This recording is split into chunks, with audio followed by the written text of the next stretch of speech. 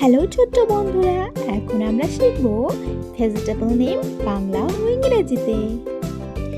এটা হলো টমেটো। টমেটোকে ইংরেজিতে বলে টমেটো। এটা হলো গাজর। গাজরকে ইংলিশে বলে ক্যারট। এটা হলো ফুলকপি। ফুলকপিকে ইংলিশে বলে কলিফ্লাওয়ার। এটা হলো বাঁধাকপি। বাঁধাকপিকে ইংলিশে বলে ক্যাবেজ। এটা হলো ভুট্টা। ভুট্টাকে ইংলিশে বলে কর্ন।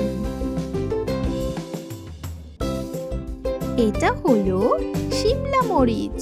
শিমলা মরিচকে ইংলিশে বলে ক্যাপসিকাম। এটা হলো পেঁয়াজ। পেঁয়াজকে ইংলিশে বলে অনিয়ন। এটা হলো মটরশুঁটি। মটরশুঁটিকে ইংলিশে বলে পিস। এটা হলো রসুন। রসুনকে ইংলিশে বলে গার্লিক। এটা হলো করলা। করলাকে ইংলিশে বলে বিটার গোর্ড। এটাকে বলে ধনেপাতা। ধনেপাতাকে ইংলিশে বলে কোরিয়ান্ডার। এটা হলো লেবু।